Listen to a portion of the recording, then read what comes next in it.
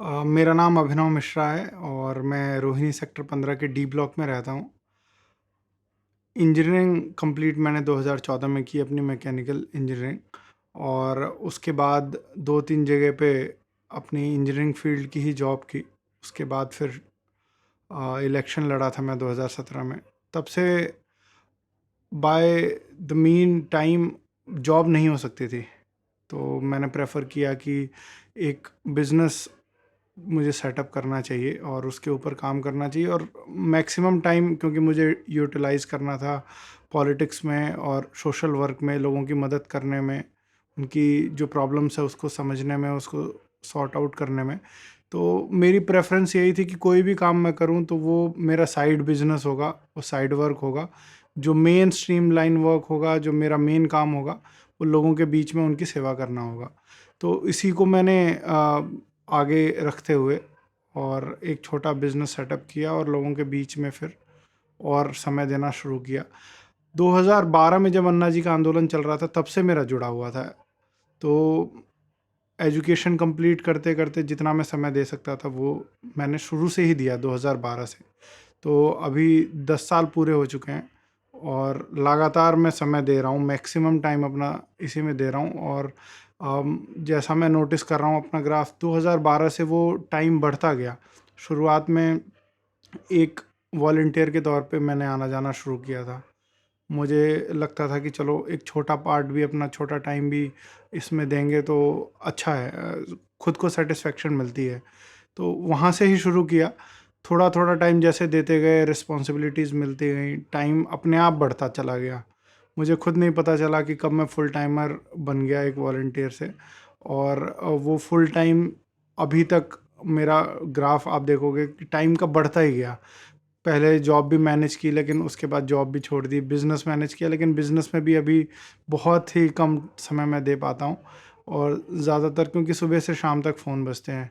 किसी की हॉस्पिटल की प्रॉब्लम है, किसी के स्कूल में एडमिशन की प्रॉब्लम है, किसी के रोड्स की प्रॉब्लम है, नालियों की प्रॉब्लम है, सफाई की प्रॉब्लम है, पानी नहीं आ रहा कहीं पे, कहीं गंदा पानी आ रहा है। तो छोटी छोटी समस्याएं इतनी सारी, इतने सारे लोगों की आती हैं। और फिर बेसिक प्रॉब्लम्स इन लोगों की, जो हमारे चुने हुए प्रतिनिधि हैं, जो रिप्रेजेंटेटिव हैं, चाहे वो काउंसलर हैं, एमएलए हैं, एमपी हैं, वहाँ पे सॉल्व ही नहीं हो पा रही लोगों की। लोग छुट्टी लेते हैं, धक्के खाते हैं, यहाँ वहाँ भटकते हैं, और थक हार के फिर वो भी परेशान हो जाते हैं कि यार पॉलिटिक्स ख़राब चीज़ है, या जिसको वोट दिया वो तो बस वोट देने के लिए आ गया, पूरे 5 साल गायब रहा। तो मेरा मकसद ये भी था कि इस जो परसेप्शन है इसको ख़त्म करना है। 2017 में मैंने चुनाव लड़ा। उससे पहले मैं संगठन में और बाहर बाहर जो जो रिस्पॉन्सिबिलिटी मिली उसमें ज़्यादा काम किया। लेकिन जब चुनाव लड़ लिया, कुछ मार्जिन से रह गया, लेकिन मैंने ये सोच लिया था कि अब पूरा समय इसी में देना है और इस परसेप्शन को ख़त्म करना है, और एक नई जो राजनीति की शुरुआत हुई है उसको ग्राउंड लेवल पे उतार के बदलना है उसको। और वो बदलेगा तब जब लोगों के बीच में आपके लिए भरोसा एक बैठेगा, एक इकट्ठा भरोसा होगा कि ये आदमी कुछ कर सकता है। सिर्फ पार्टी के नाम पे, किसी दल के नाम पे, किसी एक एनजीओ के नाम पे वो नहीं बदलेगा, वो इंडिविजुअलिज्म से बदलेगा। लोग क्योंकि पार्टियों को वोट तो देते हैं, लेकिन फिर पार्टी के रिप्रेजेंटेटिव उनके पास नहीं आते। तो कई बार लगता है लोगों को कि जी हमारा जो सेंटर पे लीडरशिप बैठी है, प्रधानमंत्री बैठे हैं या मुख्यमंत्री बैठे हैं, वो बहुत अच्छे हैं, लेकिन उनके नेता नहीं आते। तो कहीं ना कहीं अगर सरकार कुछ अच्छा करना भी चाहती है तो नीचे नहीं पहुंच पाती वो चीज़ें। तो लोकल रिप्रेजेंटेटिव को मजबूत होना, लोगों के बीच में होना बहुत ज़रूरी है। जब तक वो नहीं होगा तब तक सरकार भी कुछ भी अच्छा कर ले, लेकिन उसका फ़र्क ज़मीन पे नहीं पड़ेगा, लोगों की ज़िंदगी में नहीं पड़ेगा। इंडिविजुअल की मदद नहीं हो पाएगी, एक एक आदमी की मदद नहीं हो पाएगी। तो मेरी कोशिश यही थी कि एक एक आदमी की जो समस्या है उसको मैं समझूं, उसके बीच में रहूं, उसका भरोसा जीतूं, और उसके बाद फिर आगे जब भी मुझे दोबारा चुनाव लड़ने का भी मौका मिलता है तो लोगों का भरोसा पहले से बना हो, और मैं फिर और उनके भरोसे को मजबूत करके आगे और मैं कोशिश करके कुछ और देश की राजनीति में भी कर सकूं। देखिए, मेरा जन्म तो बिहार के गोपालगंज ज़िले में हुआ था, 93 में। 97 में मैं, मेरी मम्मी, भाई बहन हम लोग यहाँ पर आए। पापा 85 से दिल्ली में हैं, और उन्होंने अपना यहाँ पे पीएचडी जो है वो जेएनयू से की थी, और उसके बाद गवर्नमेंट जॉब में हैं, सेंट्रल गवर्नमेंट की। तो वो 85 से यहीं पे हैं, हम लोग 97 में आए, और उसके बाद फिर तब से यहाँ पे हमारी पढ़ाई हुई। भाई भी बहन भी सबकी पढ़ाई यहीं से हुई है। तो भाई मुझसे 4 साल बड़ा है मुझसे, बहन 5 साल बड़ी है। बहन की तो शादी हो गई है। भाई पीएचडी उसने भी हिंदी से की है, और दिल्ली यूनिवर्सिटी में दयाल सिंह कॉलेज में प्रोफेसर है। मैं जैसा कि मैंने बताया कि मेरी इंजीनियरिंग कंप्लीट हुई 2014 में। घर में हम 4-5 लोग हैं, मम्मी हाउसवाइफ हैं। पापा ने अभी रिसेंटली वीआरएस ले लिया, और वो ऑथर भी हैं, बुक्स लिखने का, रिसर्च करने का शौक़ है। तो बहुत सारे काम और फेलोशिप्स उनके पास हैं, तो उसको वो परस्यू कर रहे हैं। और अलग अलग जगह पे अलग अलग प्रोग्राम्स में as a chief guest, as a speaker उनको जाना पड़ता है, तो उसके लिए भी उनको फ्री टाइम मिल जाता है। तो अपनी सेटिस्फेक्शन के हिसाब से हम लोग काम करना चाहते हैं। पापा अपनी फील्ड में अपने हिसाब से उनको अच्छा लगता है, उसमें वो काम कर रहे हैं बहुत अच्छा। गवर्नमेंट जॉब होते हुए भी वीआरएस लेके और रिसर्च में काम करना, और उसी तरीके से भाई अब गवर्नमेंट जॉब उसकी भी है।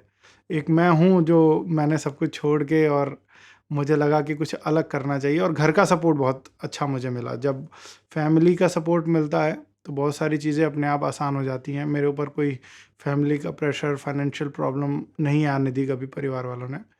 मुझे ये भरोसा रहा कि चलो हम सरकारी जॉब कर रहे हैं, तुम्हें लगता है कि तुम समाज के लिए कुछ करना चाहते हो और रास्ता है, तो चलो 5 साल, 10 साल, 15 साल हमसे ले लो और तुम करो।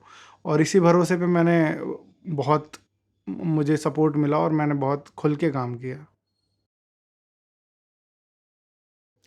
स्कूलिंग में पास में स्कूल है, विद्या भारती स्कूल में, वहाँ से पढ़ा हूँ, सेक्टर 15 रोहिणी में ही है। और स्कूलिंग में तो शरारतें जैसे सब लोग करते हैं। एक नया सब कुछ होता है स्कूल से पहले, तो स्कूल में जब जाना होता है तो डर लगता है। स्कूल में जाना किसी को, बच्चों को पसंद नहीं होता। मैं तो बहुत मतलब मेरे मम्मी पापा बताते हैं कि बहुत ज़्यादा मैं रिपल्सिव था। मैं स्कूल जाना ही बिल्कुल नहीं पसंद करता था, और कई महीनों तक तो वो छोड़ के आते थे, मैं वापस आता था या रोता था। तो इस तरह का रहा। लेकिन जैसे जैसे समझ बढ़ती है, तो वहाँ स्कूल में फ्रेंड सर्कल डेवलप हुआ, एक्टिविटीज़ में पार्टिसिपेट करने लगे, सीखने लगे, तो अच्छा रहा। स्कूल में शरारतें भी की, और स्कूल में रिस्पॉन्सिबिलिटीज़ भी मिली। मतलब मैं तो अपने स्कूल का ऐसा बच्चा होता था जिसको स्पोर्ट्स टीचर भी चाहते थे, क्योंकि हाइट लंबी थी, तो मैं उनके एक्टिविटीज़ में पार्टिसिपेट करूं। मैथ्स और साइंस में अच्छा था, तो टीचर उसके लिए भी काफ़ी प्रेज़ करते थे, पढ़ाते थे कि 10th है, 12th है, उसमें बोर्ड्स में मैं कुछ अच्छा करूँगा, 100 में से 100 लाऊंगा। तो 99 आए भी मेरे। लेकिन वो शरारतों में भी ऐसा था कि कहते थे कि ये शरारती भी बहुत है। तो ये, अगर पढ़ाई में जितना था मैं, उतना शरारतों में भी था। बदमाश बच्चों के साथ भी बैक बेंचर्स रहा हूँ मैं शुरू से। तो सब कुछ किया है, और बहुत अच्छा मेरा स्कूल का टाइम निकला। और जो कहते हैं कि कॉलेज में मस्ती या खुल के जीने वाली लाइफ मिलती है, वो मैंने स्कूल में अच्छे से जी। टीचर्स के सपोर्ट से बदमाशी भी की, पढ़ाई भी की, स्पोर्ट्स एक्टिविटीज़ में भी पार्टिसिपेट किया। और जब कॉलेज का समय आया, तो ये मुझे लगता है कि भगवान ने ही तय किया था कि कॉलेज में कम समय दूं, और ये सोशल वर्क और राजनीति को बदलने में, देश के लिए, समाज के लिए ज़्यादा समय दूं। तो 2011-12 से, मेरे फर्स्ट सेकंड ईयर से ही मेरा मूवमेंट बिल्कुल चेंज हो गया। और अब मैं कहूँगा कि अपनी एज से थोड़ा सा ज़्यादा ही दिखने लगा और काम करने लगा। जब मैंने ये सोशल वर्क और राजनीति की शुरुआत की, तो मात्र 18-19 साल का था, और सीखना शुरू किया। तो सबका इसमें भी बहुत ज़्यादा सपोर्ट मिला, सबके बच्चों की तरह था मैं। मुझे जिन्होंने जॉइन कराई, वो 60-65 साल के लोग थे, जो साथ में बैठते थे, उठते थे, मुझे लेके जाते थे अलग अलग एक्टिविटीज़ में। उनके साथ बैठ के उनके जैसा सीखने का, बोलने का, समझने की मुझे समझ बनी। और मुझे लगता है कि बहुत लोगों का आशीर्वाद और साथ मिला, तो जाके कुछ कम उम्र में, मानता हूँ कि कम उम्र में ज़्यादा करने का मुझे मौका मिला है। और मैं इसको एक अपने एक वरदान के तौर पे लेता हूँ कि आगे मुझे बहुत ज़्यादा मौके मिल रहे हैं, और मौके मिलेंगे। अगर मैं सही रास्ते पे हूँ तो भगवान मदद कर रहा है, और मैं कुछ अच्छा ज़रूर कर पाऊँगा। इस भरोसे के साथ और लोगों के आशीर्वाद के साथ मैं काम कर रहा हूँ। छोटी-छोटी कई सारी बातें थी इसमें। मैं ये कहूँगा, जब कॉलेज में आना-जाना हुआ, जब बाहर निकले और उस दौरान बहुत सारी चीज़ें बदलती हैं। तो 18 जब मैं कंप्लीट हुआ तो वोटर कार्ड बनवाना था, लाइसेंस बनवाना था। जब लाइसेंस के लिए अप्लाई किया तो वहाँ पे बहुत सारे लोगों ने बताया 2,000 रुपये दे दो जी, आपका लाइसेंस बन जाएगा। मैंने कहा यार, लाइसेंस है, मैं गाड़ी भी चला लेता हूँ, मुझे पैसे भी क्यों देने पड़ेंगे। उसी तरीके से फिर वोटर कार्ड जब बनवाने गए तो वहाँ हुआ कि नहीं, इस 1,000 रुपये दे दो तो आपका घर बैठे काम हो जाएगा। तो बहुत सारी चीज़ें इस तरह की बहुत छोटी छोटी मुझ महसूस की कि इस धरती पे पैदा हुए, टैक्स घर वाले भर रहे हैं, हम अच्छा काम कर रहे हैं, पढ़ाई कर रहे हैं, विकास के लिए आगे ज़िंदगी में काम करना चाहते हैं, और अपने होने का प्रमाण लेने के लिए हमें 2,000 लाइसेंस के लिए देने हैं, 1,000 वोटर कार्ड के लिए। तो मतलब ये करप्शन मुझे धीरे धीरे समझ आने लगा कि किस लेवल पे, ग्रास रूट पे करप्शन है। उसके बाद फिर पापा उस समय मेरे हिंदी एकेडमी के सेक्रेटरी थे दिल्ली सरकार में, जब कांग्रेस की शीला दीक्षित की सरकार थी। तो वो डेपुटेशन पे गए थे 5 साल के लिए वहाँ पे।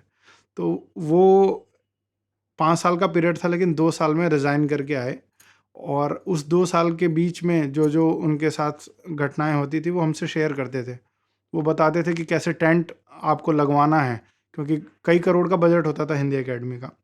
आप प्रोग्राम करवा रहे हैं, टेंट लगवा रहे हैं, ऑडिटोरियम में प्रोग्राम करा रहे हैं, लाइट लगवा रहे हैं, साउंड लगवा रहे हैं, या कोई भी किसी भी तरीके का प्रोग्राम हो रहा है, तो उसमें जो वेंडर होते थे वो किस तरीके से करप्शन करते थे, पैसे ऑफर करते थे।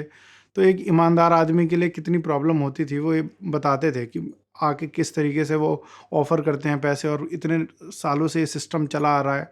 और पापा ने इसके विरोध में लड़ाई की, अपने ईमानदारी से उन्होंने काम किया, इस तरह के सारे वेंडर्स को आउट किया, एक ईमानदारी से सही जगह पे सही चीज़ की, और बजट को अच्छे से यूटिलाइज करने की कोशिश की।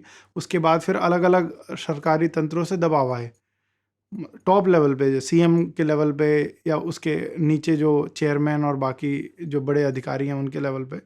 तो इस तरह से करप्शन का मुझे समझ आया कि नीचे भी इतना करप्शन है, ऊपर भी इतना करप्शन है। ये दो दो इंसिडेंट थे। तीसरा इंसिडेंट, अब आपस में हम जब फ्रेंड सर्कल में बात करते थे, मैं इंजीनियरिंग कॉलेज में था, दिल्ली से पढ़ाई मेरी चल रही थी, तो हम लोग आपस में डिस्कस करते थे कि 4 साल की इंजीनियरिंग हो जाएगी, उसके बाद क्या करेंगे।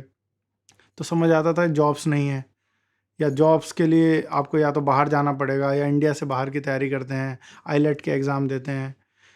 इंडिया में जॉब्स नहीं है, करप्शन का लेवल इतना ज़्यादा है, सोसाइटी में करप्शन है। तो हम अपना हक नहीं ले पा रहे, हमें अपना हक नहीं मिल रहा, और इसके लिए बोलने वाला कोई नहीं है, क्योंकि हम बैठ के कहते हैं कि पॉलिटिक्स से क्या होगा, या ये सारी पार्टियां करप्ट हैं। लेकिन फिर मैंने समझना शुरू किया, तो मुझे समझ आया कि सब कुछ तो यही लोग करते हैं। अगर हमारा चुना हुआ प्रतिनिधि या हमारी चुनी हुई सरकार सही काम नहीं कर रही है, तो सीधा असर हम पे है। ऊपर भी करप्शन है, हमारे टैक्स का पैसा सही यूटिलाइज नहीं होगा। नीचे करप्शन है, हमने जो बचाया थोड़ा बहुत, जितने भी मेहनत करके, वो हम सही जगह पे नहीं लगा पाते। और उसके बाद जब हम अपनी लाइफ में डेवलप करना चाहते हैं, विकास करना चाहते हैं, कुछ काम करना चाहते हैं, एंटरप्रेन्योर बनना चाहते हैं, या जॉब करना चाहते हैं अच्छी, तो वो जॉब लेने में इतने सारे बच्चे बेरोज़गार हैं, वो भटक रहे हैं। तो कहीं ना कहीं पूरा सिस्टम कोलैप्स हो रहा है।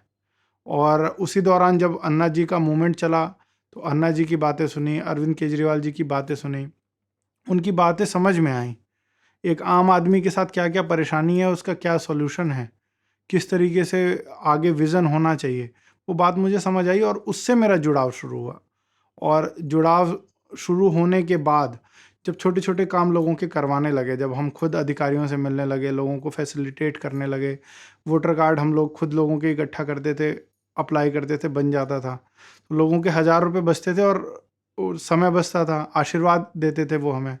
आधार कार्ड के कैंप्स लगाने लगे, लोगों को छोटी मोटी पानी की प्रॉब्लम है, कोई और छोटी मोटी समस्या है, स्कूल में एडमिशन नहीं हो रहा, जब ये छोटे छोटे काम करने लगे तो इतना प्यार आशीर्वाद लोगों का मिला कि अपने आप एनर्जी मिलती थी। फिर उसको किसी पैसे से नहीं तोला जा सकता, किसी और परेशानी से नहीं तोला जा सकता कि हमारे पास कुछ कमी है जी, हम नहीं कर पाएंगे। वो आशीर्वाद, वो प्यार आप में इतनी एनर्जी दे देता है कि अपने आप सब कुछ होने लगता है फिर।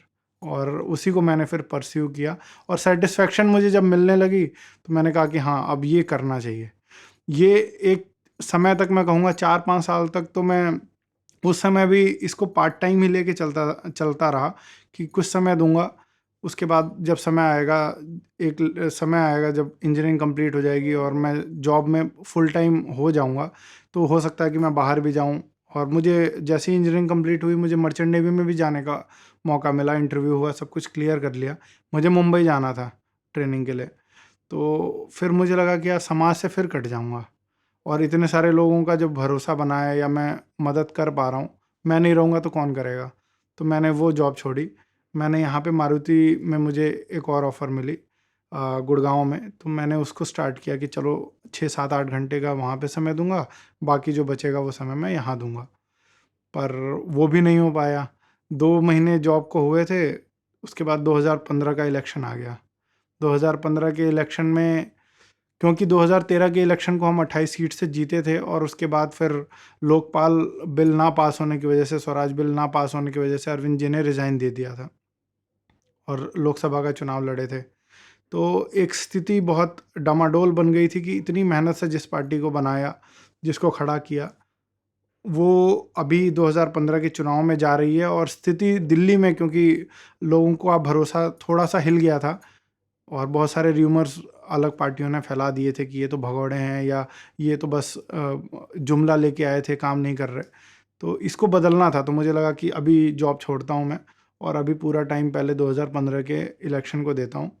दिल्ली सरकार में अरविंद केजरीवाल जी आ गए तो अपने आप सब कुछ ठीक हो जाएगा। और उसके लिए मैंने अब जॉब को रिज़ाइन करके और इलेक्शन में काम किया, कैंपेन संभाला। 2015 में हमारी सरकार भी बहुत बड़े बहुमत से बनी, 67 सीटों की सरकार आई। उसके बाद लगा कि अब मेरा काम पूरा हो गया। संगठन के तौर पे तो मैं पंजाब भी गया, 4-5-6 महीने वहाँ भी काम किया। उसके बाद लगा कि मेरा काम पूरा हो गया। दिल्ली में हमने सरकार बना ली, पंजाब में स्थिति अच्छी है। इस तरीके से जगह जगह पे आम आदमी पार्टी की सरकार आएगी तो काम अच्छे होंगे, ईमानदार सरकार काम करेगी तो लोगों तक वो फ़ायदे पहुँचेंगे। तो मुझे लगा कि मेरा काम ख़त्म है, अब मैं जॉब करता हूँ, अब जॉब करने का समय आ गया है। ये सब कुछ सोचते हुए मैंने 2015 के दिसंबर में जॉब ज्वाइन की। यहाँ पे कुंडली और नरेला में 2 प्लांट थे, तो उसका प्रोडक्शन मैनेजर के तौर पे मैंने काम स्टार्ट किया। मैकेनिकल इंजीनियरिंग की ही प्रोफेशनल जॉब थी। 6 महीने तक मैं उसमें इन्वॉल्व रहा पूरी तरीके से। 6 महीने तक बहुत अच्छे से दिल लगा के काम किया, और ये सोचा हुआ था कि अब वापस नहीं आना। जितना समय बचता था मैं पार्टी के सोशल मीडिया को और पब्लिक के प्रॉब्लम्स को ऑन कॉल, या थोड़ा बहुत जब संडे का दिन होता था तो मैं सॉल्व करने की कोशिश कर लेता था। लेकिन ये था कि अब सरकार है, वो अच्छा काम कर रही है, तो सब कुछ ठीक हो जाएगा। लेकिन फिर 2017 में एमसीडी के चुनाव होने वाले थे। 1 डेढ़ साल पहले ये अब तैयारियां शुरू हो रही थी। तो मुझे पर्सनली बहुत लोगों ने यहाँ पे बुला के कहा कि चुनाव कौन लड़ेगा, तो मेरा कहना था कि लड़ने के लिए तो बहुत लोग हैं।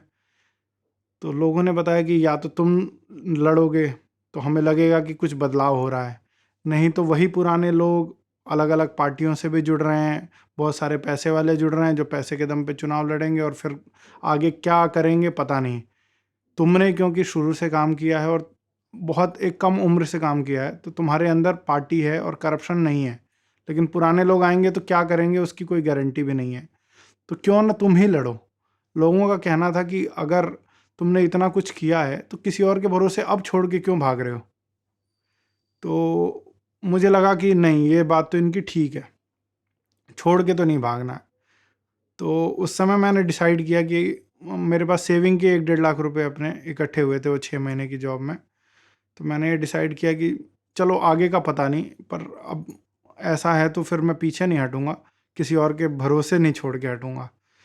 तो मैंने जॉब छोड़ी, और वो समय था जब मैंने ये सोच लिया था कि अब दोबारा जॉब नहीं करूँगा। अगर दोबारा ऐसा लगता है कि फाइनेंशियली कुछ प्रॉब्लम आ रही है तो अपना बिजनेस एक छोटा सेटअप करेंगे। लेकिन जो भी 1-1.5 साल एमसीडी के इलेक्शन से पहले का बचा है, उसको लोगों की सपोर्ट से, लोगों से पैसा भी लेना पड़ेगा, अपने भी पैसे लगेंगे, सब कुछ घर वालों से भी लेना पड़ेगा, वो सब कुछ लगा के, पहले अपना सब कुछ लगा के मैं चुनाव लड़ूंगा। और यही किया। पूरे पूरे 1.5 साल का जो समय था उसमें जितनी मैं मेहनत कर सकता था, जितना मेरे पास धन था, घर परिवार दोस्त यार जिनसे भी लेके चुनाव लड़ा। चुनाव लड़ने के बाद फिर बहुत सारे अलग एक्सपीरियंसेस हुए। उन एक्सपीरियंसेस से बहुत कुछ बदला मेरे अंदर भी। चुनाव क्योंकि पैसे से लड़ा गया, चुनाव ताकत से लड़ा गया। कांग्रेस के पास बहुत पैसा, भाजपा ने बहुत पैसा लगाया, संगठन पुराना इनका, और बहुत सारे टैक्टिक्स यूज़ किए गए। पैसा बांटा गया, शराब बांटी गई, लोगों को बहकाया गया जाति धर्म के नाम पे। तो बहुत सारे लोगों की जो उम्मीदें थीं मुझसे जुड़ी हुई, मैं कहता हूँ कि उम्मीदें बनी रहीं। बहुत सारे लोगों ने बहुत सपोर्ट किया, मेहनत की, थोड़ा मार्जिन ही रह गया। लेकिन मुझे लगा कि राजनीति को बदलना इतना आसान नहीं है कि हम छोड़ के चले जाएं और बदलें, अपने आप बदल जाएगी वो। तो हारा मैं चुनाव, लेकिन उसके बाद भी भगवान ने मदद की। बिजनेस भी अपने आप मैंने जो कोशिश की उससे सेटअप हुआ, और मुझे अच्छा लगा कि फाइनेंशियली मुझे वो करने के बाद कोई दिक्कत नहीं हो रही। और मैंने और ताकत के साथ ज़मीन पे उतरना चालू किया। जितना काम यहाँ पे चुने हुए प्रतिनिधियों ने नहीं किया, उतना मैंने लोगों के लिए मुझे लगता है कि करने का प्रयास किया, और बहुत सफलता भी मिली। लोगों का बहुत प्यार आशीर्वाद मिला। लोगों के बीच में लगातार रहा मैं। जो जीते हुए हैं वो 6 महीने, 1 साल, 2 साल में भी लोगों के बीच में नहीं गए। 5 साल में अगर मैं किसी इलाके में जाके अभी भी पूछता हूँ तो लोग कहते हैं हमने देखा ही नहीं।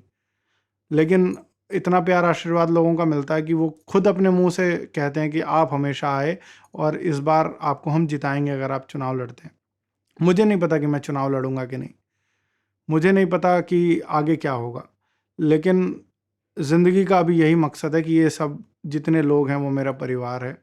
उनकी समस्याएं मेरी समस्याएं हैं, और मुझे इनके लिए जो बल पड़ता है, जो मेरी हिम्मत है, जो मेरी ताकत है, जितना मैं कर सकता हूँ वो मैं करता रहूँगा। चुनाव आएंगे जाएंगे उससे फ़र्क नहीं पड़ता, लेकिन हाँ, इनकी उम्मीद नहीं टूटने दूंगा। और मुझे लगता है कि जिस तरीके से काम हो रहा है, अगर मौका मिलेगा तो बहुत अच्छा यहाँ पे परिवर्तन होगा। सत्ता परिवर्तन तो होगा, लेकिन उसके बाद, जीतने के बाद, क्योंकि लोगों की एक एक समस्या को मैं जानता हूँ, और जानना और फिर लोगों से कनेक्ट होके उनकी परेशानियों को अपनी परेशानी समझ के आदमी जब सही दिशा में प्रयास करता है तो भगवान भी उसका फल देते हैं, और वो बदलाव होता है, वो ज़मीन पर दिखता है। और हम कर रहे हैं और करते रहेंगे इसको आगे। रेजिस्टेंस तो देखिए, अगर मैं उस समय जब ये सारे फेज से गुजर रहा था, तो एनर्जी इतनी ज़्यादा थी और लोगों का प्यार सपोर्ट इतना ज़्यादा था कि रेजिस्टेंस को मैं अपने दिमाग पे हावी नहीं होने देता था। दूसरे लोग समझाते थे, यार ये तो 5,000 करोड़ का मालिक है, ये तुम्हारी सीट से टिकट मांग रहा है, कांग्रेस से ये एमएलए का चुनाव लड़ा हुआ है, तो ये तो टिकट खरीद के ले आएगा, या तुम लड़ोगे तो ये तो पैसे से ही हरा देगा तुम्हें, तुम्हारे पास क्या है। तो कई कई चीज़ें ऐसी होती थी कि लोग डराते थे कि यार तुम कर क्या रहे हो, तुम्हारे जेब में तो चुनाव लड़ने के पैसे नहीं है, और तुम चैलेंज कर रहे हो 5,000 करोड़ के आदमी को, जो जिसकी होर्डिंग्स ही नहीं ख़त्म हो रही, जो एक कोने से शुरू हो रहा है तो पूरे वार्ड में होर्डिंग ही होर्डिंग है, या लोग उसको जानते हैं, उसकी बड़ी बड़ी फैक्ट्री चल रही हैं, तुम्हें तो अभी लोग जानते नहीं हैं। तुम अच्छा काम तो कर रहे हो, लेकिन तुमने पहचान कहाँ बनाई है? तुम्हें एक एक आदमी तो जानता नहीं है, उसके लिए तो तुम्हें खुद एक पहचान बनाने के लिए पैसे खर्च करने पड़ते हैं, लोगों के बीच में बहुत मेहनत करनी पड़ती है। और ये लोग मेहनत तो नहीं करते, लेकिन इनके पास सिस्टम इतना ज़्यादा है, पैसे इतने ज़्यादा हैं कि अपने आप ये नाम कर लेते हैं। तो तुम इनसे कैसे लड़ोगे? या ये तो वैसे ही तुम्हारे आदमियों को खरीद लेंगे, लोगों को खरीद लेंगे। तो इस तरह की जो राजनीति ट्रेडिशनली चलती आ रही थी, उसके साथ तो एक बहुत बड़ा चैलेंज था। और क्योंकि मैं पर्सनली एक ईमानदार राजनीति के साथ जुड़ा था, अरविंद जी के रास्ते पे चलता था, तो अरविंद जी का जो कहना था कि भाई, अब अरविंद जी का मैं एग्जांपल सबसे पहले वही लेता हूँ क्योंकि रोल मॉडल है मेरे। कांग्रेस जैसी पार्टी जो 125 साल पुरानी पार्टी है, भाजपा 50 साल पुरानी पार्टी है, हजारों लाखों करोड़ रुपए इनके पास हैं, हर जगह पे इनका संगठन है, पैसा है, सारी ताकत होने के बाद अरविंद केजरीवाल जी जिस तरीके से, जिस साहस के साथ एक्सपोज करते हुए अपनी जान की बाजी लगा के एक ईमानदार राजनीति को इस्टेब्लिश करने में लगे थे, तो मुझे लगा कि यार इतने बड़ी बड़ी ताकतों से वो लड़ सकते हैं, तो ये 1,000 करोड़, 500 करोड़, 100 करोड़ के आदमी और पुराने कांग्रेस में रहे या बीजेपी में रहे एक छोटे नेता ही तो हैं। चाहे कितने भी बड़े आदमी हों, लेकिन इनकी हैसियत उतनी बड़ी नहीं है जितनी बड़ी हैसियत से अरविंद केजरीवाल जी लड़ रहे हैं। तो वो लड़ सकते हैं, तो फिर मेरे लिए तो एक छोटी चुनौती है। तो इसलिए मैंने कभी इन लोगों को या ऐसी ताकतों को हावी नहीं होने दिया। बहुत सारी रुकावटें छोटी छोटी तो पैदा की सबने की, लेकिन उनसे लड़ते हुए आगे बढ़ गए, ईमानदारी के साथ आगे बढ़ रहे थे। तो मुझे लगता है कि भगवान ने सपोर्ट भी किया, बहुत सारी चीज़ें गलत होते हुए भी बचा ली जो हमारे ऊपर आई नहीं। बहुत सारे आरोप प्रत्यारोप लगाने की भी कोशिश की, बहुत सारे और रास्ते भी निकाले कि इनकी राजनीति को तो यहीं बिठा दें। कम्युनिकेशन को ख़राब किया गया कि मैसेज पहुंचा दिया जाए कि भाई ये तो गरीब लड़का, ये क्या करेगा। लेकिन मुझे लगता है कि भगवान ने सुनी और उस सबको अपने आप मैनेज करते हुए समय आने पे दिखाया कि गरीबी या अमीरी से समाज सेवा या राजनीति में मुझे लगता है कि वो मौका दिया, कि वो समझाया कि इससे इतना फ़र्क नहीं पड़ता कि आप काम ना कर सको या आप आगे ना बढ़ सको। हाँ, मुश्किलें थी लेकिन उसको पार किया, और रेजिस्टेंस था, लेकिन लोगों का प्यार और सपोर्ट और मेरे अपनी जो टीम थी, मेरे कार्यकर्ता थे जो आम आदमी पार्टी और अरविंद जी के साथ जो दिल से जुड़े हुए थे, जो चाहते थे कि सत्ता परिवर्तित होनी चाहिए, वो ऐसे ही लोगों की फौज थी, वो ऐसी लोगों की टीम थी जिनको फ़र्क नहीं पड़ता था ये पैसे वाले और जितने भी इस तरह के, जो मैं कहूँगा कि नेगेटिव एनर्जी वाले लोग थे, इनसे फ़र्क नहीं पड़ता था। और उन्होंने मेरा बहुत सपोर्ट किया और इसको हमने हर्डल को पार किया। देखिए, परेशान करने के लिए कर सकते थे, लेकिन घर तक अभी ऐसा कुछ पहुंचा नहीं। हाँ, मेरे ऊपर 1-2 एफआईआर करवाई गई जानबूझ के, पुलिस को या लॉ को इन्वॉल्व करके 1-2 मैटर इस तरह के बनाए गए जिससे मैं परेशान हूँ। क्योंकि एक आम घर का लड़का थाने के चक्कर काटेगा या कोर्ट के चक्कर काटेगा तो उसका मनोबल टूटेगा। फिर घर वाले भी रोकेंगे कि मत कर राजनीति ऐसी, इसमें आगे का करियर ही ख़त्म हो जाए, या पुलिस का एक धब्बा कहते हैं कि जेल में जाना या थाने में जाना एक सामान्य परिवार के लिए एक बड़ा कठिन समय होता है। तो उस तरह की 1-2 एक्टिविटीज़ हुई जब मेरे ऊपर भी ऐसे केस लगाए गए। लेकिन वो समय भी ऐसा था, वकील जो थे मेरे कई साथी, उन्होंने खुल के साथ दिया और मुझे बिल्कुल परेशानी नहीं आने दी, और हौसला भी बना और इसको हमने आसानी से पार कर लिया। इलेक्शन जब डिक्लेयर होने वाला था तो आचार संहिता लग जाती है। आचार संहिता लगने के बाद आप स्टिकर पोस्टर नहीं लगा सकते जो गवर्नमेंट की प्रॉपर्टी है। हालांकि बहुत सारी जो वेंडर्स होते हैं वो लगाते हैं इस चीज़ को। तो मेरे स्टिकर्स को डुप्लीकेट प्रिंट करवा के और गवर्नमेंट की कई सारी पिलर्स पे और प्रॉपर्टी पे लगाया गया, और इसको खुद ही एक केस बना के और कोर्ट में भेजा गया कि डैमेज टू पब्लिक प्रॉपर्टी। तो एक बड़ा मैटर होता है अगर इसको बढ़ाया जाए। और ये सीधा कोर्ट में चला गया था, जिसके लिए मुझे 1.5 साल 2 साल फाइट करनी पड़ी कि इसमें मेरा कोई इन्वॉल्वमेंट नहीं था, ना मैंने ये प्रिंट कराया है, ना मेरे किसी आदमी ने लगाया है, ना मैंने लगाया है। इसको प्रूव करने में मुझे 1.5 से 2 साल लगे, लेकिन अभी क्लियर्ड है वो। और इसमें ये साबित हो गया था कि किसी थर्ड पार्टी ने इसको किया है, इसमें मेरा कोई इन्वॉल्वमेंट नहीं था। मुझे लगता है कि मेरे साथ ये रोज़ होता है। मैं जब भी फील्ड पे जाता हूँ, जब भी उनके बीच में जाता हूँ, तो मुझे ये महसूस होता है, क्योंकि उनके हालात ही इस तरीके से बना के छोड़े हुए हैं।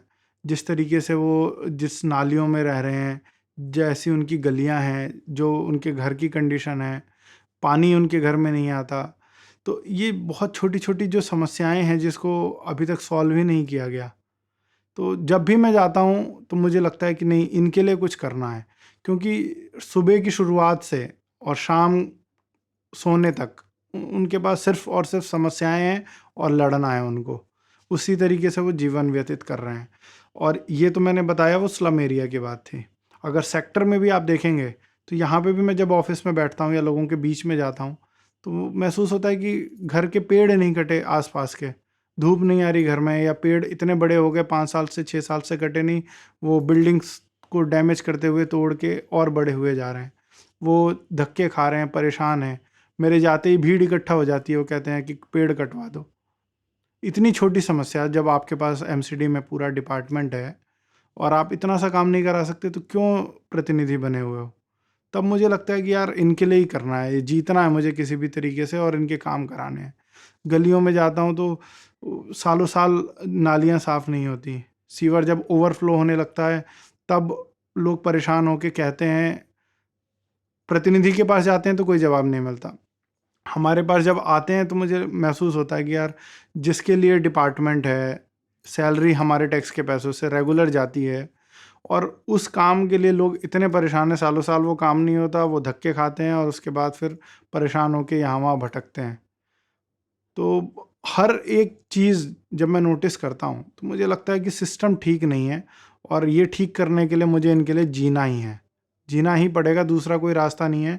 मैं छोड़ के भी जाऊँगा तो फिर कोई देखने वाला नहीं है। तो ये माइंड में कभी थॉट नहीं आया दूसरी बार। पहली बार जब ये था कि जॉब करनी है, तब तक तो ये था कि चलो कोई अच्छा आदमी आके देख लेगा। पर मुझे महसूस हुआ कि जब इतना कुछ झेला है तो मुझसे अच्छा तो मुझे नहीं लगता कि अभी कोई है सामने। तो जब तक वो समय नहीं आता, मैं अपना पूरा समय इस राजनीति को दूंगा, लोगों के लिए दूंगा, उनकी ज़िंदगी को बदलने के लिए दूंगा। और ऐसा नहीं है कि सिर्फ एक स्लम एरिया का आदमी परेशान है। मुझे लगता है कि एक निचले तबके से लेके ऊपर के तबके का हर एक आदमी को ये समस्या है। और समस्या नहीं भी है तो जो सरकार उनको फैसिलिटी दे सकती है, जो उनका हक है, जो उनके टैक्स के पैसे का हक है, वो उनको नहीं मिल रहा है। आप देखिए कि दिल्ली सरकार पेंशन का पैसा देती है, बुज़ुर्गों को देती है। और ऐसा नहीं है कि वो सिर्फ़ और सिर्फ़ ऐसे स्लम में रहने वाले बुज़ुर्गों को ज़रूरत है। वो हाई सोसाइटी में भी जो बुज़ुर्ग हैं, अकेले हो गए हैं, रिटायर्ड हो गए हैं, उनको भी ज़रूरत है। अगर तीर्थ यात्रा पे जाना है, दिल्ली सरकार मुफ़्त तीर्थ यात्रा करवा रही है, तो ये उनके लिए भी है। तो जो उनके अधिकार हैं, क्योंकि ये उनका हक है कि उनके टैक्स के पैसे से अगर सरकार कोई स्कीम लेके आती है तो वो सबको मिलना चाहिए।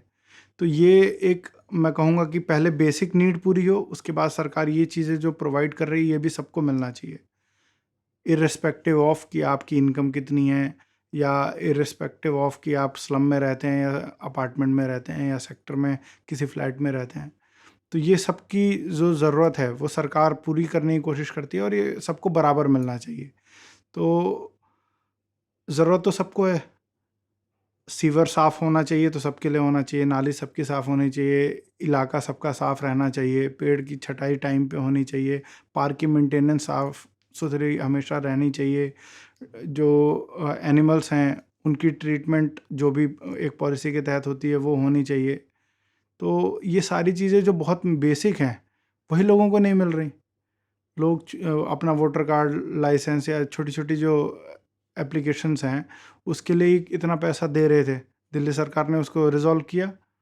उन्होंने एक 1076 जो नंबर था उसको लॉन्च किया, और घर पे फैसिलिटीज़ दे रहे हैं ये। बहुत बड़े लेवल तक करप्शन को ख़त्म कर दिया। ट्रांसपोर्ट में जो लाइसेंसिंग होती थी, जहाँ दलाल होते थे, उनको ख़त्म कर दिया, अब वो भी ऑनलाइन कर दिया। तो गवर्नमेंट अपनी तरफ से तो करप्शन को इरेडिकेट करने के लिए बहुत सारे स्टेप ले रही है, लेकिन जो रिप्रेजेंटेटिव हैं, जो इंडिविजुअल लेवल पे जिनको रीच आउट करना है अपनी पब्लिक को, उनके एरिया में घूमना है, उनकी समस्या को रिजॉल्व करना है, ये काम बिल्कुल नहीं हो रहा। तो ये सबकी नीड थी जिसको पूरा करना था, और मुझे लगता है कि वो नहीं कर पा रहे, और ये हम लोगों को करना है। तो कहीं बैकआउट करने का कोई चांस लगा नहीं, और मुझे लगा कि जब भी मैं निकलता हूँ तो मुझे लगता है कि यार, हर एक आदमी को, हर एक औरत को, हर एक इलाके में अभी बहुत ज़रूरत है, और मुझे इनके लिए जीना है और इनके लिए काम करना है। चाहे कोई भी कंडीशन हो, कोई भी सिचुएशन हो, कोई भी टाइम हो, जब भी फ़ोन आता है किसी का हॉस्पिटल के लिए, किसी का किसी और समस्या के लिए, तो मुझे लगता है कि नहीं, कोशिश करनी चाहिए, और कोशिश करते हैं और होता भी है। तो as a non elected representative भी मैं बहुत काम करा पा रहा हूँ, उसकी बहुत खुशी है। अगर मौका मिलेगा तो जीतने के बाद शायद और अच्छे से काम हम कर पाएंगे, लेकिन उसके बावजूद भी अगर इलेक्शन हो ना हो, जो भी सिचुएशन है, हम लोग काम कर रहे हैं और करते ही रहेंगे। इससे बैकआउट होने का कोई ऑप्शन नहीं है। इंसिडेंसेस बहुत सारे होते हैं, और हुए भी। अब ये आज से 1.5 साल पहले की बात है। पानी नहीं आ रहा था सूरज पार्क में, करीब 5-6 दिन हो गए थे, और किसी प्रॉब्लम की वजह से। और एक परिवार के 2 बच्चे थे जो शाम को पानी लेने जाते थे। 2 परिवार थे, दोनों के एक एक बच्चे, दोनों दोस्त थे। वो शाम को पानी लेने जाते थे, नहर है यहाँ पे एक पास में। और तीसरे चौथे दिन जब पानी नहीं आया, वो पानी लेने गए थे शाम को, और वो शाम को घर लौट के नहीं आए।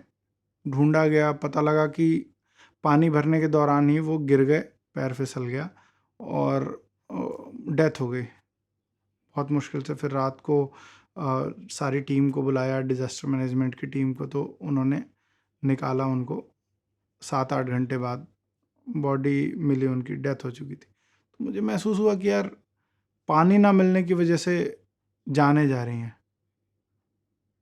डायरेक्टली आप कनेक्ट करिए, इनडायरेक्टली कनेक्ट करिए, पर महसूस होता है कि एक छोटी सी चीज़ है, लेकिन उसके लिए जान तक जा रही है। लोगों को बीमारियां हो रही हैं, देखने वाला नहीं है कोई। घर में आप पिछली बार मेरे साथ भी थे, आपको ध्यान होगा कि लोगों के घर के अंदर वो सीवर ओवरफ्लो होकर पानी और वो गंदगी सारी, टॉयलेट, वो सब कुछ घर के अंदर जा चुका था। और किसी एक घर की बात नहीं थी, ये पूरे पूरे इलाके की बात थी। उसमें उनको घर पे रहना था, सोना था, खाना बनाना था, अपना घर चलाना था, लेकिन वो नहीं कर पा रहे थे। 3-3 4-4 दिन तक वो क्लियर नहीं हो पाया, इतनी मेहनत के बाद भी, क्योंकि रिप्रेजेंटेटिव उसके लिए अवेयर नहीं थे, वो करना नहीं चाहते थे। और हम लोग प्रयास करके भी करवा पाते हैं, लेकिन महसूस होता है कि यार, अब नहीं तो कब, और हम नहीं करेंगे तो कौन करेगा। तो ये सारे इंसिडेंसेस मुझे लगता है कि होते रहते हैं, कुछ ना कुछ मुझे एनर्जी देने के लिए, एंकरेज करने के लिए, कि लगता है कि यार, इतना बदतर है सब कुछ, इसको तो बदलना ही पड़ेगा। और फिर जब हम करवा लेते हैं तो लोगों की चेहरे की खुशी, लोगों का प्यार, आशीर्वाद, वो मिलता है तो और एनर्जी देता है। किसी का एडमिशन हो जाता है तो इतनी दुआएं देते हैं। किसी का बच्चा अच्छा पढ़ ले, आगे बढ़ जाए, पूरे परिवार को ठीक कर ले। दिखने में बहुत छोटी छोटी चीज़ें लगती हैं कि एजुकेशन मिल गया, स्कूल में एडमिशन हो गया, लेकिन वो बच्चा उनके पूरे परिवार को कितना आगे बढ़ाएगा, ये सोचने वाली बात है। पानी है, पानी बहुत छोटी चीज़ भी है और सबसे बड़ी चीज़ भी है।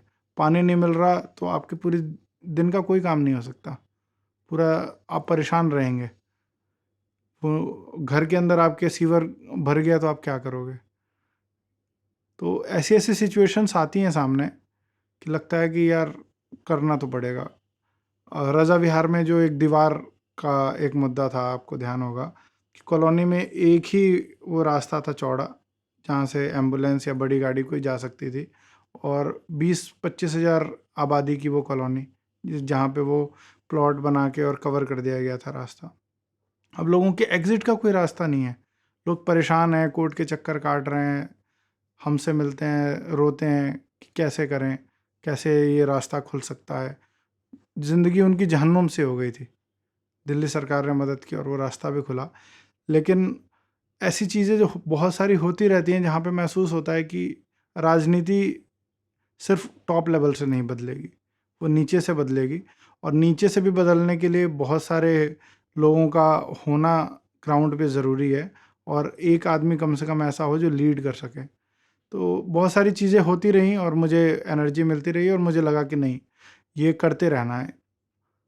और कभी डाउन होता भी हूँ तो मुझे बस यही लगता है कि इनके बीच में जाऊँगा, और अपने आप मुझे एनर्जी मिलती है। जब भी इनके बीच में जाता हूँ, चाहे कुछ अच्छा हो रहा हो इनके साथ या कि ये किसी समस्या में हो, दोनों कंडीशन में मुझे एनर्जी मिलती है।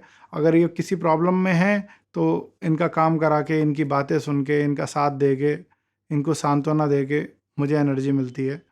और अगर समस्या नहीं है, खुशी है, तो भी इनकी खुशी में शामिल होके भी इनका प्यार, आशीर्वाद जो मिलता है, वो मुझे और एनर्जी देता है और ताकत देता है काम करने की।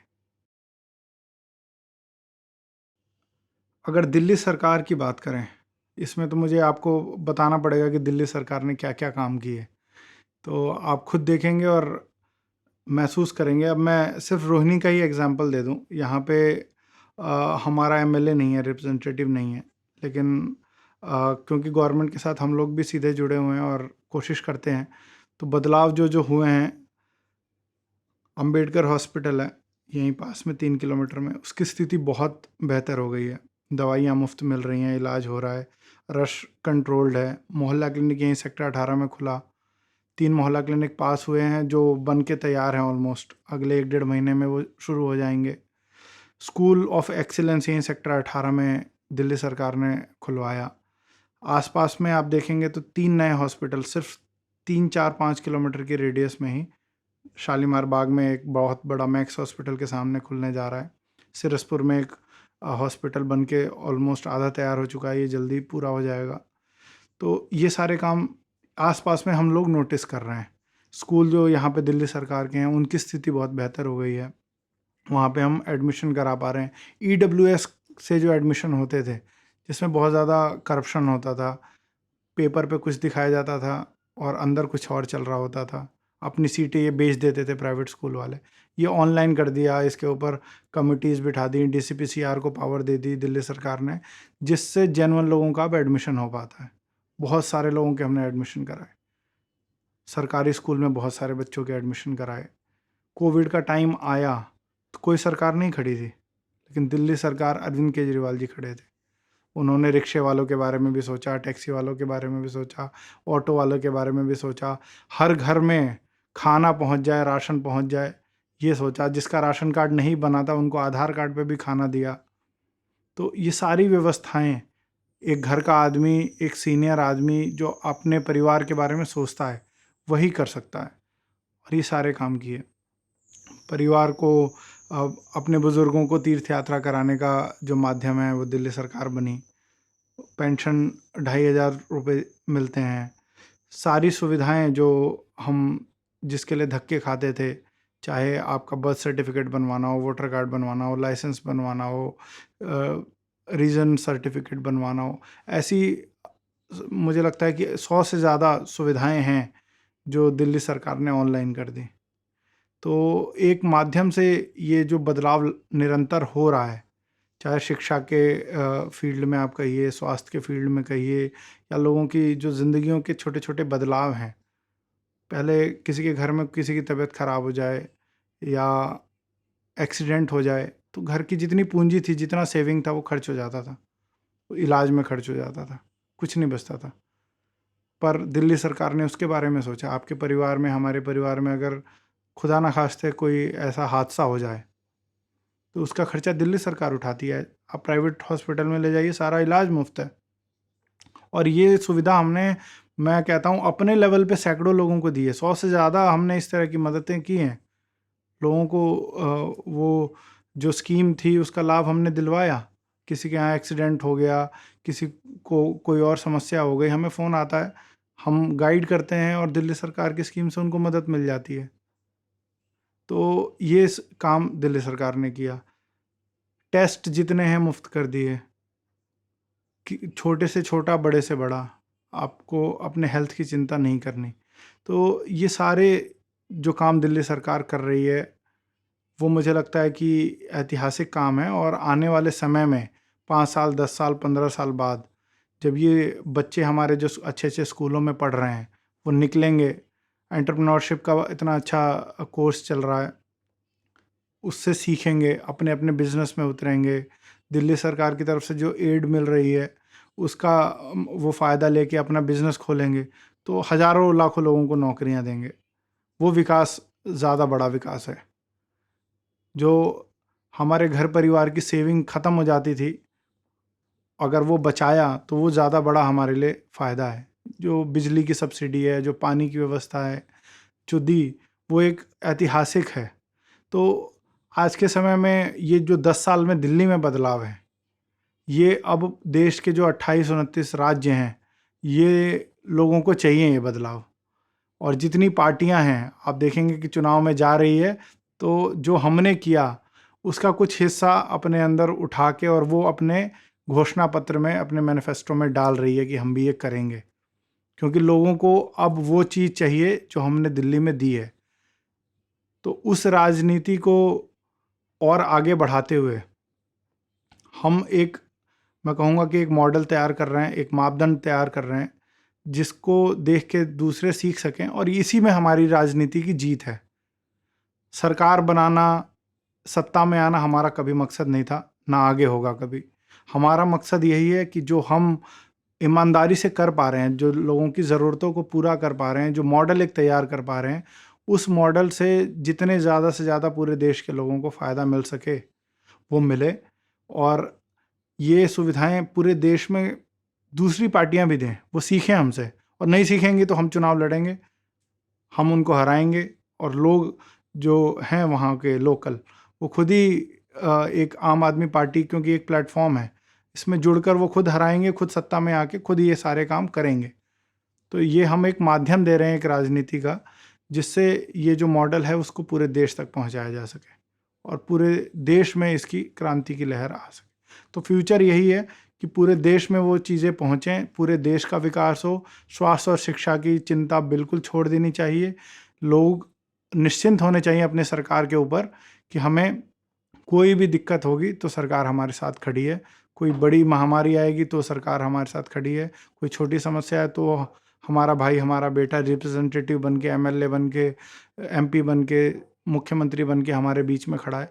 ये बदलाव आना चाहिए, और ये जब आने लगेगा तो मुझे लगता है कि पूरा देश जो है हमारा, वो नंबर वन जो है, पूरी दुनिया का नंबर वन देश बन सकता है। जिस विज़न को लेके अभी अरविंद केजरीवाल जी भी आगे बढ़ रहे हैं कि पूरे देश को, इंडिया को पूरे वर्ल्ड में, पूरी दुनिया में नंबर वन बनाना है। तो ये मुझे लगता है कि फ्यूचर विज़न, अगर आप कहें कि फ्यूचर में क्या देखते हैं, तो ये एक रास्ता, एक माध्यम है, और देखते यही हैं कि इंडिया को पूरे विश्व में नंबर वन बनाना है, और इसके लिए हम लोग काम कर रहे हैं। देखिए, राजनीति के जो अभी हालात हैं वो बदल रहे हैं, और ये बदलने पड़ेंगे। लेकिन ये, अगर मैं आइडियलिज्म की तरफ जाऊं कि एक आइडियल राजनीति मैं किस तरीके से देखता हूं या कैसी होनी चाहिए, तो इस पे तो एक क्लियर विज़न है। देखिए, राजनीति डिसाइड होती है लोगों का, रहन सहन डिसाइड करती है कि लोग किस तरीके से रहेंगे। पहले हम देखेंगे कि आज़ादी से पहले अंग्रेज़ थे, अंग्रेज़ों से पहले राजा का सिस्टम होता था। तो एक राजा अपने राज्य में किस तरीके से अपनी जनता को रखता है, ऊंच नीच का किस तरीके से फ़र्क मिटा के रखता है, गरीबी अमीरी का फ़र्क किस तरीके से वो मिटा के रखता है, और टैक्स कलेक्शन से ही राजा का राज्य चलता था। तो उसको, उस टैक्स के पैसे को किस तरीके से वो खर्च करता है, ये पहले इस तरीके से सिस्टम चलता था। जब डेमोक्रेसी की बात हम करते हैं, राजतंत्र ख़त्म हो गया, अब डेमोक्रेसी की बात में जो ये सिस्टम बदला, अंग्रेज़ आए, अंग्रेज़ों के बाद वो जो सिस्टम बना वो कहीं ना कहीं एक रेप्लिकेट होता गया, उसी का एक थोड़ा सा एडवांस वर्जन होता गया। पहले राजा थे, वो तो अपनी मनमानी से चाहे वो करें भी या ना भी करें। अंग्रेज़ आए तो उन्होंने थोड़ा सा सिस्टम को चेंज किया, लेकिन बहुत हद तक वो एक राजा वाला सिस्टम ही था। और उसके बाद जब वो गए तो हमारा भी जो सिस्टम बना वो कहीं ना कहीं बहुत एक कंट्रोल्ड वर्जन था, जिसमें जो रिप्रेजेंटेटिव है उसके ऊपर कोई कंट्रोल नहीं है। काफ़ी हद तक वो अपनी मर्जी से करता है। सरकार का पैसा है, या लोगों लोगों का पैसा जब सरकार के पास जाता है और वहाँ से नीचे की तरफ जाता है, तो कांग्रेस के समय में 20 साल पहले राजीव गांधी कहते थे कि ऊपर से अगर 1 रुपया खर्च हम करने के लिए नीचे देते हैं तो वो 10 पैसा 5 पैसा पहुँचता है लोगों की भलाई के लिए, या गवर्नेंस में, या नीचे जो काम दिखता है वो 5 पैसे का ही दिखता है। तो उस चीज़ को बदलने के लिए समय तो लगेगा, लेकिन जो लोग आने चाहिए, लोगों, अभी तक जो था कि पैसे की राजनीति होती है, जिसके पास पैसा है वो पैसा लगाएगा, करोड़ों रुपए उसने चुनाव में लगाए, अलग अलग माध्यमों से उसने वोट इकट्ठे किए, पैसे बांट के, दारू बांट के, साड़ी बांट के, लोगों को पेड़ रख लिया, कार्यकर्ताओं नहीं होते जो उसके लिए मुफ्त में काम करें, वो भी एक कंपनी की तरह हायरिंग की उसने, और चुनाव वो उस तरीके से लड़ा और वोट बटोर के बैठ गया। उसके बाद जो पैसा आ रहा है वो अपनी मर्जी से खर्च कर रहा है, कोई पूछने वाला नहीं है, कोई कंट्रोल नहीं है। वो जब मर्जी आएगी उसकी, तो सड़क बनी बनाई सड़क को 3 बार बनवा देगा, ठेकेदार से पैसे खा लेगा। जब मन करेगा तो जो अच्छी रोड है उसके साथ की टाइलें जो अच्छी हैं उसी को बदलवाएगा, जहाँ पे ज़रूरत है वहाँ पे वो पैसा नहीं लग पाएगा। तो मेरी जो समझ कहती है कि अगर ये सारे सिस्टम को ख़त्म करना चाहिए, राजनीति वैसी होनी चाहिए जिसमें पब्लिक के बीच में से आदमी निकले, युवा निकलें, पढ़े लिखे लोग निकलें, पैसा हो या ना हो उससे फ़र्क नहीं पड़ना चाहिए। और ये, इसके लिए मुझे लगता है कि जनता को भी धीरे धीरे तैयार होना पड़ेगा। जनता को तैयार होना पड़ेगा, अपने बीच से अच्छे लोगों को निकालना पड़ेगा, उनको एक्टिव पार्टिसिपेशन रखनी पड़ेगी इस राजनीति में। देखिए, संविधान में भी हमारे लिखा हुआ है for the people, by the people, to the people. अगर जनता अपना हक के लिए इकट्ठी नहीं होगी, गवर्नेंस में या पॉलिटिक्स में या सोशल वो कनेक्ट होके अगर वो आगे नहीं बढ़ेगी, तो कोई ना कोई इसी तरीके का आदमी निकल के आ जाएगा जो सिर्फ और सिर्फ एक कॉरपोरेट कंपनी चला रहा होगा। तो सबसे पहली जो ज़रूरत है वो जनता से है कि जनता को अपने बीच से अच्छे आदमी निकालने पड़ेंगे, उनको इकट्ठा होके इस पॉलिटिक्स में, इस डेमोक्रेसी में पार्टिसिपेट करना होगा, अपनी अवेयरनेस को बढ़ाना होगा। उसके बाद जो उनके बीच में से ईमानदार, पढ़ा लिखा, अच्छा आदमी जो निकलता है, उससे कनेक्ट होके, उससे जुड़ के रहना है और उसको पकड़ के उससे काम करवाने हैं। वो आदमी जो निकल के गया वो उसकी प्रॉब्लम को समझता है, वो गलियों की भी प्रॉब्लम समझता है, उसके घर की भी समझता है, वो समाज की भी समझता है, वो पूरे वार्ड की या पूरे विधानसभा की या पूरे अपने इलाके की समस्या को समझता है। तो वो उसके लिए काम करने के लिए आप कहिए कि तैयार है। तो ऐसे आदमी को आगे बढ़ाना पहला काम। पार्टियां जिस तरीके से एक रिप्रेजेंटेटिव चुनती हैं, अब ये जिम्मेदारी राजनीतिक दलों की भी है कि इसी तरीके से जो लोग हैं उनको वो राजनीति में मौका दे, जो लोगों से जुड़े हुए हैं, पढ़े लिखे हैं, ईमानदार हैं, लोगों के बीच में से निकल के आए हैं और लोग उनको सपोर्ट करते हैं इर्रिस्पेक्टिव ऑफ कि कितना पैसा है, क्या उसकी आइडेंटिटी है, कितने उसके कंपनीज चल रही हैं या फैक्ट्रियां चल रही हैं। तो ये राजनीतिक दल की भी जिम्मेदारी है कि अच्छे आदमी को लड़वाए। फिर दोबारा जब अच्छे आदमी को टिकट मिलेगी तो जिताने की जिम्मेदारी फिर जनता की है। जनता अपना पैसा भी लगाएगी, अपनी मेहनत भी करेगी कार्यकर्ता के तौर पे और वो जिता के देगी।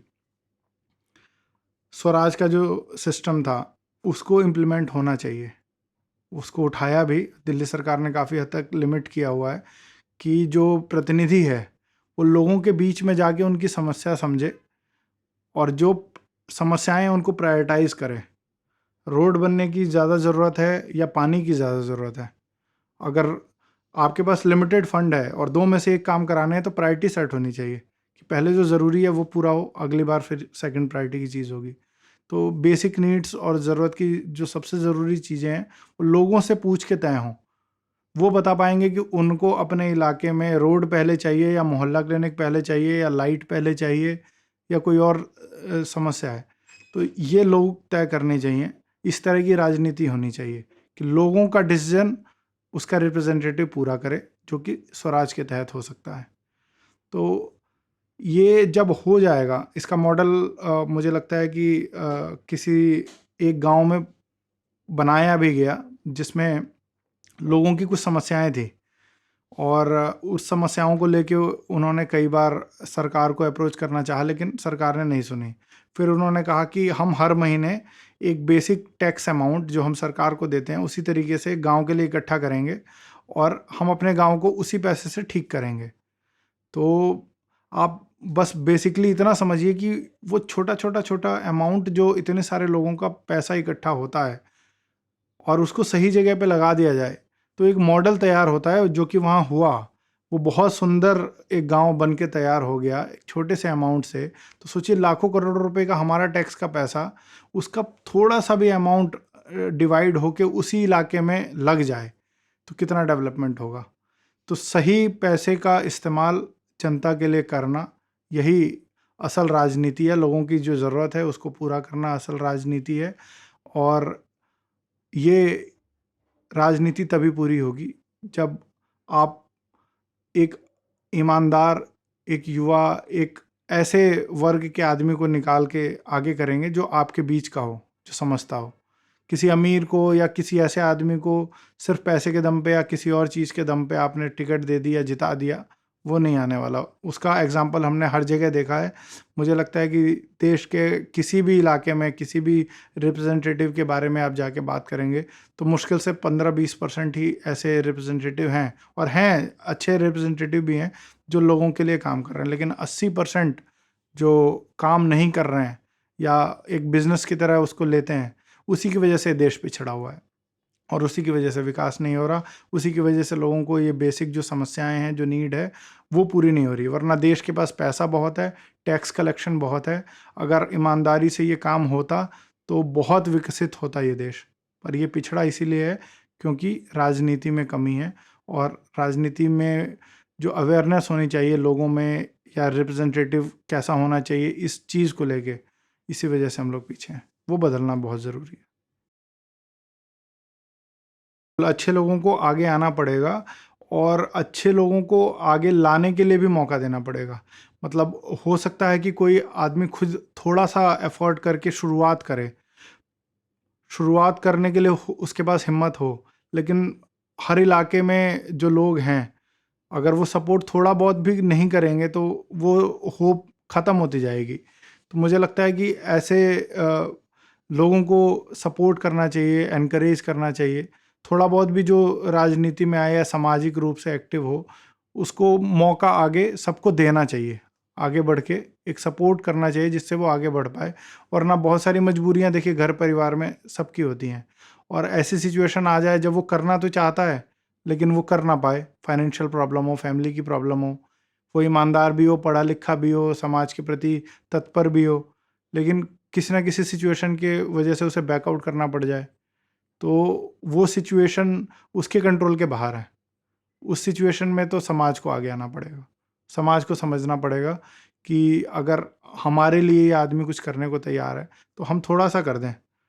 क्या पता उस थोड़े से उसको इतनी मदद मिल जाए, या उसको इतना अच्छा एक प्लेटफॉर्म मिल जाए जिससे वो आउटरीच होके बहुत आगे जाके एक परफॉर्मेंस करे, और काफ़ी कुछ बदल दे उसके पूरे इलाके में, हज़ारों लाखों लोगों की ज़िंदगियों को बदल सके। तो उसके लिए हमें भी, जो समाज के लोग हैं, उनको तत्पर होके आगे आना चाहिए। देखिए, मुझे लगता है कि एक बिजनेसमैन है या कोई और समाज का आदमी है, बहुत अच्छे अच्छे लोग हैं जो बिजनेस में अच्छा करते हैं और टैक्स भी बहुत सारा पे करते हैं, अलग अलग एनजीओज को सपोर्ट करते हैं, अलग अलग कॉज को सपोर्ट करते हैं। बहुत सारे लोग हैं जो समाज की सेवा कर रहे हैं, गिनती नहीं है। मंदिरों में बहुत बड़ा चढ़ावा चढ़ाते हैं, और उनका मकसद साफ होता है कि पुण्य करना है। तो मेरा यही मानना है कि इससे बड़ा पुण्य कुछ नहीं है कि एक ऐसे लीडर के लिए आप काम करिए, या एक ऐसे युवा के लिए, या एक ऐसे व्यक्ति को आप सपोर्ट करिए जो आने वाले समय में हजारों लोगों की ज़िंदगियों को बदलने की एक उम्मीद हो। हमारा मंदिर में दिया हुआ पैसा, हमारा कहीं और चंदा में दिया हुआ पैसा, हो सकता है कि जाके एक अच्छे काम में लग रहा हो, पर मुझे लगता है कि ये ज़्यादा बेहतर काम होगा कि किसी को आगे के लिए एक तैयार किया जा सके, एक उम्मीद के तौर पे तैयार किया जा सके। जो कर रहा है काम जिसमें उम्मीद दिखती है, उसके ऊपर एक इन्वेस्टमेंट की जा सके बहुत छोटी, जो आप मंदिर में देते हैं या एक बिजनेस का हिस्सा एक चैरिटी में देते हैं, उसी तरीके से जो हज़ारों लोगों की ज़िंदगियों को बदलने के लिए काम कर सके। तो एक चैरिटी ही मैं कहूँगा कि आप करिए, या कहिए कि एक देश बदलने के लिए आप जो योगदान डोनेट करना चाहते हैं इस देश के विकास में, जिस तरीके से आप टैक्स देते हैं, उसी तरीके से विकास अगर करना है तो हमारे रिप्रेजेंटेटिव्स में या लीडरशिप डेवलपमेंट में वो करना पड़ेगा, जिससे आगे समय आने पर ये जो छोटा सा डोनेशन है, या छोटी सी चैरिटी है, या छोटा सा इन्वेस्टमेंट है, ये बड़ा रूप लेके और एक बड़े इलाके को डेवलप करने में, एक लीडरशिप तैयार करके, एक एक जो छोटी छोटी समस्याएं हैं घर घर की, जिस तक पहुंच नहीं पा रहे, उस तक डायरेक्ट पहुंचने का एक माध्यम बनने का तरीका हो जाएगा, जिससे जो दुआएं हैं, जो आशीर्वाद है, जो प्यार है, जो उस लीडर को मिलेगा ज़िंदगियों को बदल के, वो आप तक भी पहुंचेगा। तो मुझे लगता है कि इसको पूरे सिस्टम को एक तरीके से charity, investment, donation, income tax के तौर पे भी देखा जा सकता है, जो देश के विकास में, इलाके के विकास में आपका योगदान गिना जाएगा। अगर वो सपोर्ट नहीं मिला तो वो रिप्रेजेंटेटिव, हो सकता है कि एक पौधा जो खिलता है वहाँ तक खिले, लेकिन उसके बाद आगे ना बढ़ पाए, मुरझा जाए। वो बड़े लोग, वो बड़ा पेड़ आएगा और वो बिजनेस अपना दोबारा उसी तरीके से तब्दील करेगा, वो चुनाव में पैसा लगाएगा, उसके बाद करप्शन होगा, लोग परेशान होंगे, बहुत सारे लोग दुखी होंगे, काम नहीं हो पाएंगे, तड़पेंगे, उनके बच्चों को अच्छी शिक्षा नहीं मिलेगी। मोटा मोटा ये देश, ये इलाका विकसित नहीं हो पाएगा। और मैं कहूँगा कि इसकी जिम्मेदारी भी फिर उन्हीं लोगों की होगी। मतलब अगर मोटा मोटा हम देखें कि जो जिम्मेदारी बदलाव के लिए उठाता है, बदलाव ना होने पर भी उसी की जिम्मेदारी रहेगी कि आपने बदलाव नहीं किया। या एक इन्वेस्टमेंट है, एक एक आप उम्मीद जो देना चाहते हैं, वो सही दिशा में आपने नहीं लगाया, तो इसका नुकसान तो यही होगा कि जो खराब लोग हैं वही आएंगे राजनीति में, वही राजनीति करेंगे, पैसे से राजनीति होगी और पैसा बनाएंगे, और जो विकास हो सकता है, जो लोगों की ज़िंदगियों में बदलाव आ सकता है, वो नहीं आएगा। और अ, समस्याएं बनी रहेंगी, और पाप के भागी आप भी बनेंगे, हम भी बनेंगे। जो नहीं कुछ कर पाया वो भी बनेगा, और जो कर सकता था, जिसके पास वो रिसोर्सेज थे जो दे के कुछ करवा सकता था, वो भी नहीं करवाएगा। तो दोनों की जिम्मेदारी है, दोनों के ऊपर ये रिस्पॉन्सिबिलिटी है, और उसका जो खामियाजा है, जो नुकसान है, या जो कहिए पाप है, वो दोनों पे लगेगा। देखिए, सबसे पहले तो ये जितनी भी जनता है, जितनी भी आबादी है इस देश की, ये सबकी जिम्मेदारी है कि वो इस डेमोक्रेसी में, इस राजनीति में अपना योगदान दे। सिर्फ वोट देकर नहीं, एक्टिव पार्टिसिपेशन से अपना योगदान दे। तो एक्टिव तो सबको होना पड़ेगा। जो एक्टिव नहीं है वो कहीं ना कहीं मैं कहूँगा कि अपना पार्टिसिपेशन ना दे के इस देश के योगदान में, अपना जो योगदान वो दे सकता था इस देश के विकास में, वो योगदान नहीं दे रहा है। तो सबसे पहले एक्टिव होने की ज़रूरत है। उसके बाद ये डिसाइड आप अपने से, हर आदमी को करना पड़ेगा कि वो अपने जॉब के साथ, अपने बिजनेस के साथ इस समाज को कितना समय दे सकता है, उसकी प्रायोरिटीज़ क्या हैं। जैसे जैसे लोगों को समझ आएगा, या यूथ को समझ आएगा कि उसकी प्रायोरिटी तो कोई बिजनेस है, उसके बाद वो जो कर पा रहा है वो बहुत है, तो ठीक है। या उसकी जॉब है प्रायोरिटी, तो ठीक है। फैमिली है प्रायोरिटी, तो ठीक है। लेकिन बहुत सारे ऐसे लोग हैं जिनको ये समझ आएगा कि नहीं, सोशल में जब वो जा रहे हैं, बहुत सारे एनजीओज के लिए बच्चे काम कर रहे हैं, तो वो उनको यहाँ पे जाके ज़्यादा सेटिस्फेक्शन मिल रही है, वो ईमानदारी से यहाँ पे बहुत अच्छे से काम कर पा रहे हैं। तो ऐसे लोगों को अपने अंदर की कैपेबिलिटी को पहचानना होगा, और उसके बाद फिर एक्टिवली उनको आगे आके काम करना पड़ेगा। तो ऐसे जो लीडर्स निकल रहे हैं, उनकी फिर जिम्मेदारी हमारी भी है, उसका एक प्लेटफॉर्म हमें बनाना चाहिए जिससे इस तरह के लीडर्स एनरोल हो सकें, और फिर उनकी क्या ज़रूरत है, उनको कैसे हम सपोर्ट कर सकते हैं, आगे किस किस इलाके में वो क्या क्या काम कर रहे हैं, उसके ऊपर हम उनका आकलन कर लें कि कितना काम उन्होंने किया, किस तरीके से उनका आगे वो उनका विज़न है, कैसे वो काम करना चाहते हैं। और उसमें जो नीडी लोग हैं, जो जिनको ज़रूरत है कि यार फाइनेंशियल सपोर्ट या किसी तरह की सपोर्ट दे के अगर हमने इनको पुश किया तो ये बहुत कुछ कर लेंगे, फिर उनको कहीं ना कहीं प्रायोरिटाइज करके कि जिसको ज़्यादा है, किसको कम है, उसको तो हमें उसको सपोर्ट करना चाहिए। ये प्रायोरिटी सेट करनी पड़ेगी, लीडरशिप का एक प्लेटफॉर्म बना के कि किसको ज़रूरत है और कौन कैपेबल है, फिर उसको हम पुश करें थोड़ा बहुत, जो भी हमारे लिमिट्स हैं। देखिए, संघर्ष तो करना पड़ेगा, इसका कोई ऑल्टरनेटिव नहीं है कि उनको कीचड़ में घुसना ना पड़े, या उनके ऊपर आरोप प्रत्यारोप लगें, वो ना लगें। ऐसा वो चाहते हैं कि उनके ऊपर कोई बैरियर ना आए। प्रॉब्लम्स आएंगी, और ये रास्ता ये है कि अगर हम ये चुन रहे हैं तो इसके लिए तैयार रहें कि संघर्ष करना पड़ेगा। आपके ऊपर आरोप भी खूब लगेंगे, आपके ऊपर बहुत सारी एक्टिविटीज़ ऐसी होंगी जो आपको बदनाम करने के लिए होंगी, आपको रोकने के लिए होंगी। लेकिन आपने ये रास्ता चुना है, तो ईश्वर का नाम लेके, भगवान का नाम लेके आपको उस रास्ते पर चलते रहना है, संघर्ष करना है, उसके लिए तैयार रहना है, और अपने रास्ते पे चलना है। और राजनीति का सबसे बड़ा उसूल मैं कहता हूँ कि यही है कि राजनीति ना करके इधर उधर की अपना काम करें, काम की राजनीति करें। संघर्ष करना पड़ेगा, समय हो सकता है थोड़ा ज़्यादा लगे, पर मंजिल मिलेगी। तो एकाग्र होके, संघर्ष के लिए तैयार होके सिर्फ काम करिए, मेरा पूरा भरोसा है कि भगवान साथ देगा और सक्सेस जरूर मिलेगी। देखिए, जहाँ तक मेरा सवाल है, पिछले 10 साल से मैं अपना सब कुछ दांव पर लगाकर अपना करियर, अपनी जॉब, अपना बिजनेस, घर परिवार सब कुछ दांव पर लगाकर इस राजनीति को बदलने में लगा हूँ। लोगों की छोटी बड़ी समस्याओं को रिजॉल्व करने में लगा हूँ, और किस तरीके से जो लोगों के हक हैं वो हम दिलवा सकें, उस गरीब से लेकर अमीर तक एक एक आदमी की जो ज़रूरत है उसको पूरा कर सकें राजनीति के माध्यम से, उसमें मैं संघर्ष कर रहा हूँ। तो जो पिछले 10 साल में हमने काम किए लोगों के भलाई के लिए, लोगों के वेलबींग के लिए, लोगों के बीच में जो गए, जो लोगों का प्यारा आशीर्वाद मिला, उसके साथ तो बहुत सारे लोग मेरे साथ जुड़े हैं। हज़ारों लाखों की संख्या मुझे लगती है कि आशीर्वाद के तौर पे मुझे मिला है, और लोग खड़े हैं साथ में। तो कई बार लगता है कि हाँ, मॉनेटरी की वजह से कोई ऐसी दिक्कत तो नहीं होगी, या आगे आने वाले समय में पैसे की वजह से फिर दोबारा तो कोई दिक्कत नहीं होगी। जैसे 2017 के चुनाव में हमने बहुत सारे रिसोर्सेज लगा के भी करीब बहुत कम पैसों में ही चुनाव लड़ा था, और सामने वाले जो कैंडिडेट्स थे उन्होंने करोड़ों का चुनाव लड़ा था। तो ऐसी दिक्कत दोबारा तो नहीं होगी। इतने साल की मेहनत, इतना अच्छा रास्ता, इतना सब कुछ संघर्ष और ईमानदारी से करते हुए भी क्या दोबारा जो अगला चुनाव है उसमें समस्या तो नहीं होगी, दोबारा तो नहीं हार जाएंगे?